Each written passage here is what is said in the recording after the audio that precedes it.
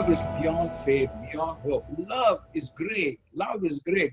Now, if you look, if your mother has a very good pressure cooker or she has a very good stove, very good stove she has, nice one, 5-cylinder or 5 rods or I don't know what kind of things, food or cooking range, everything mommy has. So what do you start talking about? If you start talking about, my mommy has a good pressure cooker, my mommy has mixer, my mommy has this, my mommy has that, say, what is that? Everybody can have that. But does she know how to use it? Does she have a burden to use it for your benefit? You have faith. Will you use it for the benefit for others? You have hope. Will you use it for the benefit for others? This is your love working. This is your love. Love, faith is working through love. Faith is working through love. Hope is working through love. So when you have a child at home, your children at home, you buy all these things. You buy all these things so that you can serve them better, look after them better, they can sleep well, they can grow well. This is the need. This is what faith is doing. This is what God is doing. Put love in our heart. So he said, now with the love, you use your faith to do loving acts. Use your hope to bring hope in other people's life. Use it, use it. Now here he's saying, Jesus saying, Father, you have heard me, but I say this. So we give testimony to let people know that we are people of God. We are ambassadors of Christ. We have come that you may have life. We have come that you may be reconciled to God. We have come that you don't die in your hopeless situation. You don't die in misery. You don't die in bitterness. We have come to tell you about God's love for you. This is our message. So that is what Jesus is doing here. So Jesus now look at verse 43. This is an amazing verse. I'll show you some other verses also. He comes here to Lazarus' tomb, the grave. He picks out the stone in the grave. The grave is open. The sister is saying there will be a stench, will be rotting. And Jesus said there, it says verse 41, we said the dead man was lying. Now Jesus, it says verse 43, now when Jesus had said these things, that means once he had said his prayer, he cried out with a loud voice. You know, when we want to do something and we are afraid that it may not work, we say softly, we pray softly. So that if it does not work, chalo Baba, we are not insulted. We are not. Why? Because we are always worried about our name. Mera man, pan, my shan, prana. Oh, forget who you are. Forget about your reputation. Forget about your reputation. The moment you decide to forget about your reputation, God will begin to use you, because then you're not talking about your reputation, you're talking about the reputation of God. God has to bear witness that you are God's man. Man doesn't have to bear witness that we are God's man. We don't need man's witness. Man will tell you today he'll tell you nice things, then tomorrow he'll tell you you are a faltu fellow. Man is like this. They did that to Jesus also. They wanted to make him king and then they crucified him. Yeah, that's what they'll do. So here when Jesus says, I want to bring to your notice, brothers and sisters, to a dead situation, we have to be able to speak loudly. My wife always trains me in this. She shouts loudly, no, you will not touch my children, you will not touch. She will shout. No, she's using this technology. This is a technology, Baba. We are no digital technology, we know, but this is another technology in the spiritual world. In an absolutely unbelievable dead situation, speak the word. And what Jesus said a simple daily word. When you wake up a child from sleep, Beta, Ujjana, it's time to go to school. Come and get up, it's time to go to school. That's what he said. He said, Lazarus, arise, come forth, come. Now Lazarus is coming forth. The next verse says that he came forth, verse 44, and he who had died came out, both hand and foot. Who came out? He who had died. Your bad situation, your lousy situation, your hopeless situation will stand up in front of you. Giving you testimony that God is at work in your life and God is using you. Okay, from here I want to take you to another verse. Let's go to Luke chapter 8. You remember this woman, Luke chapter 8, verse 49. Remember, this is the time when the centurion has told Jesus, come, my daughter is very sick. And while Jesus is going, the woman with the issue of blood for 12 years, she came and touched the hem of Jesus's garment. She said, if I only touch his garment, his clothes, I'll be well. And then she gets well. Jesus said, who touched me? And she got well. And Jesus is talking. He said, while they were yet speaking, it says here, verse 49, while he was still speaking, they're telling the daughter, your faith has made you whole. Go in peace. In verse 48, while he was still speaking, someone came from the ruler of the synagogue's house, saying to him, your daughter is dead. Do not trouble the teacher. Your daughter is dead. What is the message? What is the message? This situation is bad. Forget it. Don't pray. Don't pray. Today, Auntie has been praying for somebody, and she sent a message today. Don't pray for that situation. It's very bad. I'm leaving. I'm going. Yeah. Don't pray. It's dead. Don't pray. It's dead. And if you will hear, and if we hear that, and we don't pray, then that situation will remain dead. But we have to be like Jesus. He says here, but when Jesus heard it, now two people are hearing the same thing, right? The people have come, they have heard that child is dead, so they have come all the way to give the message, don't bring the teacher, the situation is dead. And Jesus hears the same thing, the girl is dead. And Jesus says here, do not be afraid. Praise the Lord. Do not be afraid, fear not. God has not given you a spirit of fear. He's given you a spirit of power and love and a sound mind. He says, do not fear, do not fear, do not fear. Only believe. She will be made well. Okay, let's read 52. Now all wept and mourned for her. Verse 52. But Jesus said, now look what Jesus said. This is what is important, brothers and sisters. Your eyes of faith or your eyes of love should be able to tell you this situation is not so bad that God cannot change it. So Jesus says, do not weep. She is not dead. This is our faith. We must know. Let's not weep. Let's not think this situation is gone. This situation is gone. He said, she is only sleeping. Remember for Lazarus? Lazarus was slept for 4 days. And here it said, she's only sleeping. If you have faith, that situation, though it looks dead, but it will come to life, then you can speak to that situation. Now Jesus, let's look at verse 54. But he put everybody aside, because verse 53 said, they ridiculed him, knowing that she was dead. The people knew it was dead. The worldly people, the people who believe in the five senses will tell you this is a hopeless situation. Coronavirus time, how many people are sharing good things? Well, other people are sharing bad things. How many people have heard testimony in our own church of poor people saying, before it was difficult to get one-time food, now we're having 4 times food. How come? How come? In America, they started taking a different action because people who were working, they were getting less salary. Coronavirus time, lockdown, they're sitting at home, they're getting more, double the salaries they're getting by sitting and not working. So much so the government has to change the law. Yes, they're getting more. Why? Because God is working in a dead situation to help you out. To help you out. So he tells here, verse 54, but he put them all aside because they're all telling him she's dead, she's dead. So get up, get up. That's why whenever you're praying for people, don't let other people be there who think the situation is hopeless. No use, don't pray. No use, don't pray. Please go out. Please go out. You think no use? Go out. Go out.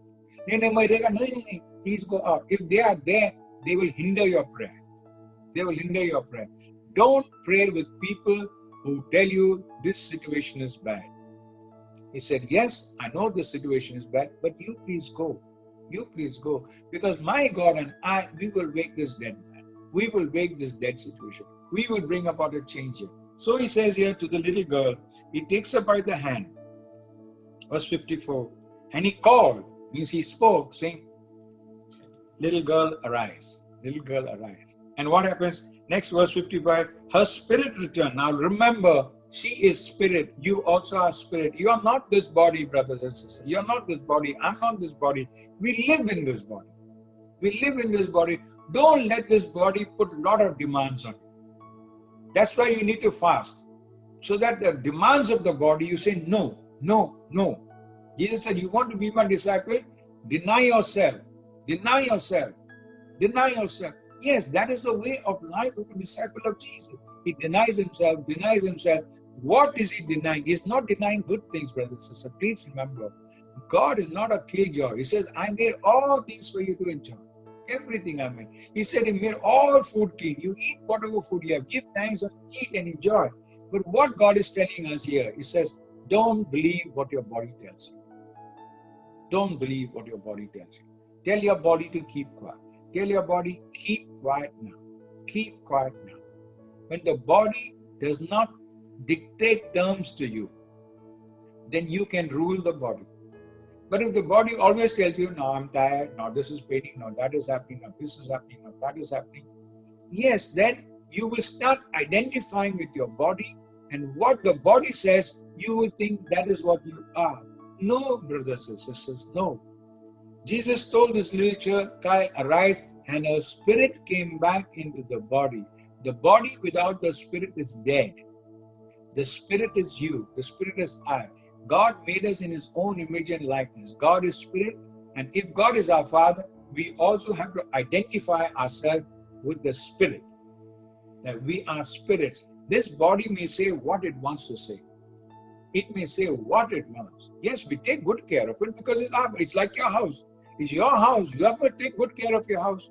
But you go out of the house, what happens? The house still remains. But you're out of the house.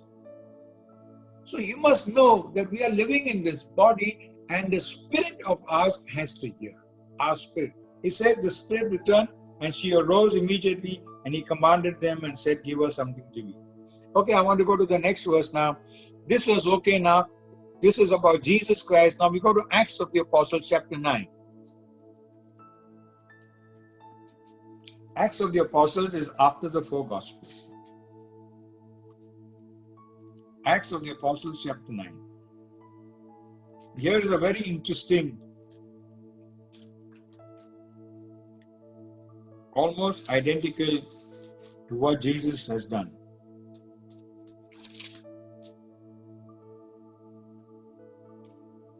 Acts of the Apostles chapter 9, we read from verse 37. But it happened in those days that she became Dorcas, this is Dorcas, became sick and died. What happened? What happened? She died. She died. The situation became hopeless. Lockdown has come. I've lost my job. I've lost my job. Actually, really lost my job. They told me not to come to work. I've lost my job. So she has lost her job. She's dead. And also, now what they have done, they have also washed the body. The tayari is being made for the funeral. Readiness, they're going to prepare the body for the funeral. You know, when somebody dies, they wash the body. There are especially women who come to wash the body, or men who come to wash the body to prepare for burial. So they already brought those people. She has become sick, she has died, they washed the body, and they put her in the upper room. Yeah. Now, since Peter was there, let's go to verse 30. Now, since Lydda was near Joppa, and the disciples had heard that Peter was there, they sent two men to Jesus, to Peter, saying, please come without delay and come. Then Peter rose, verse 39. Peter arose and went with them. When he had come, they brought him to the upper room, and all the widows stood by him weeping, showing the tunics and garments which Dorcas had made while she was with them. Why were they weeping? Because she was dead. She was really dead. Don't think that Nene Jara behosh tha and all that. No, many people want to say, Nene Jara behosh hai Baba, ud jayega. No, this is dead, washed and ready for burial. But Peter, now they are talking about her death and crying. Now it says, but Peter, put them all out. You remember, Jesus also put them all out. All the people crying and saying she's dead, she said, out from here. Out, you people who are telling me this situation is very bad, has no hope. Out of my life, out of my room, get out from here. I don't want to hear you. I don't want to hear you. Get out. It looks very rude, very bad, but you have to do this. You have to do this. So he says here, but Peter put them all out and knelt down and prayed. And what he did, same thing. Jesus prayed, Father, I thank you that you heard me and all, but because of these people, I'm saying it. Same. Jesus and Peter, because Peter was there that time, he saw how Jesus did it. So he knelt down, he prayed, and then he turned to the body. And turning to the body, now listen, he's turning to the dead body, as though the dead body can hear. He's turning to the dead body, and he tells the dead body, Tabitha is the name of that person. Tabitha, arise. Dorcas, arise. Arise, just like that. Like Jesus told, little girl, arise. He says, Tabitha, arise. And she opened her eyes, and when she saw Peter, she sat up.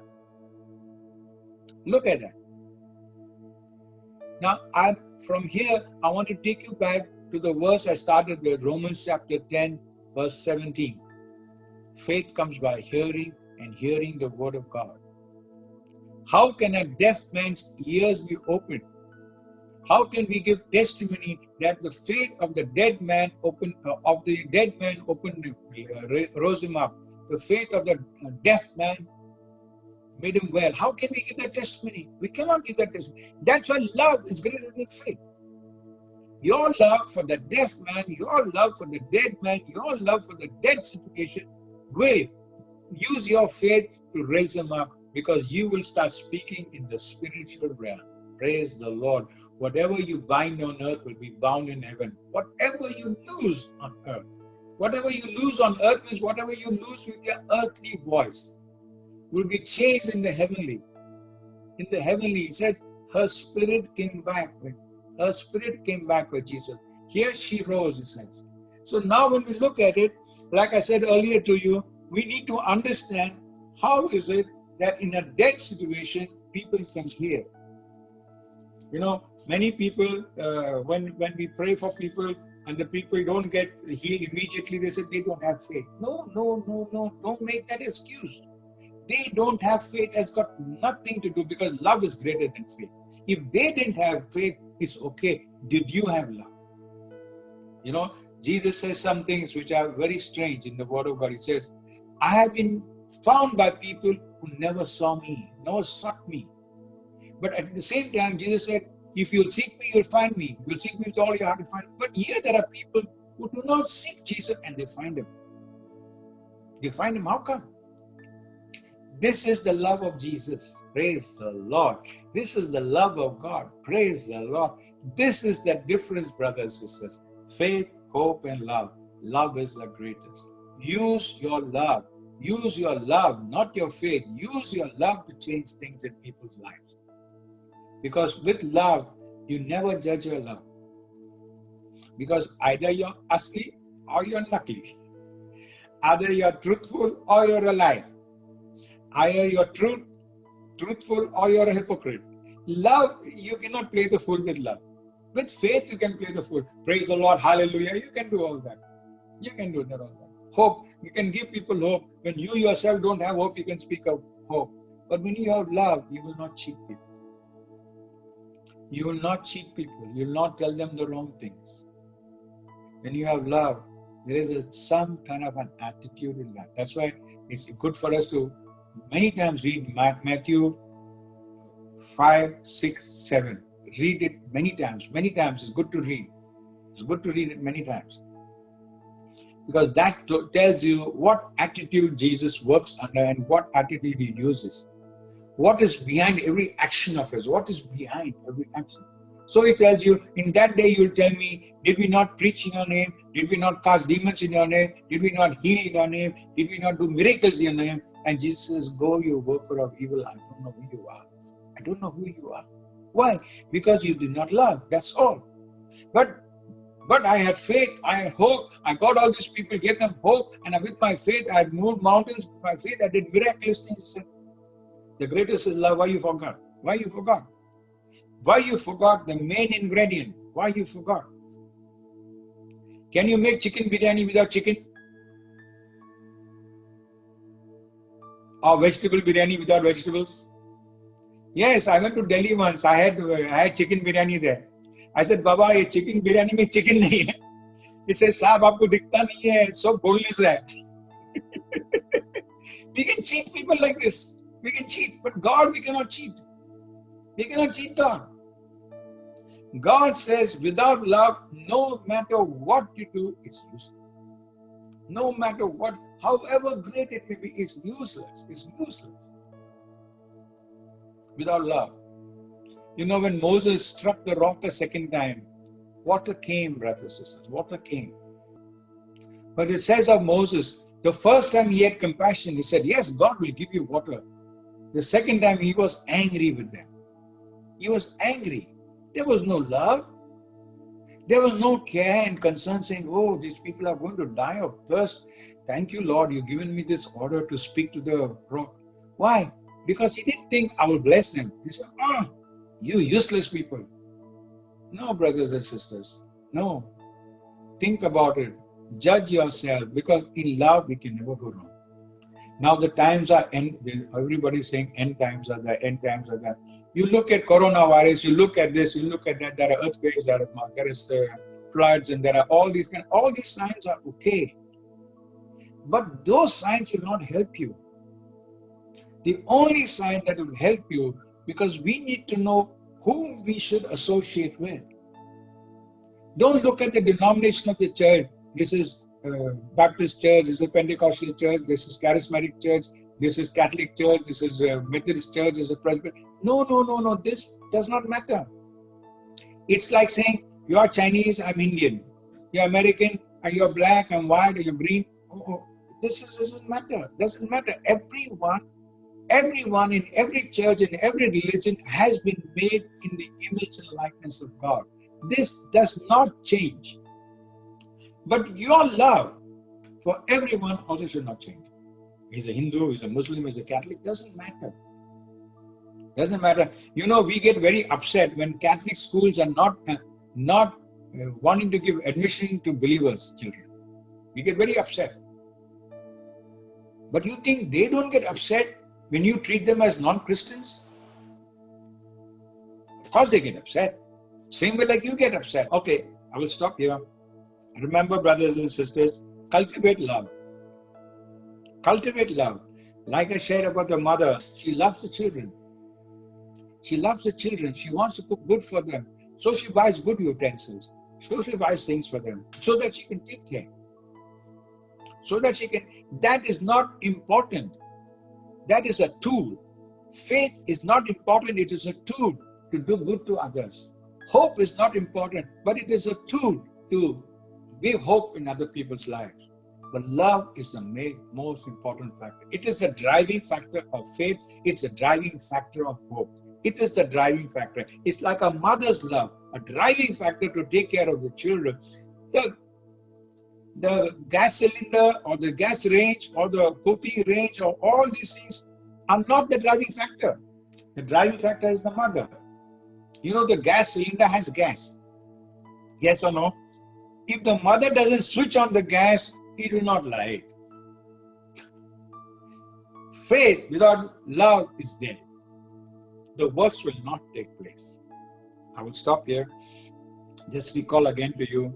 Please remember, don't worry whether the person has faith or no faith. Don't worry. Because he does not have faith, so he's in that situation. If he had faith, he'll not be in the situation. Because he has no faith, he has come to you. Okay? So praise the Lord. I'll stop here.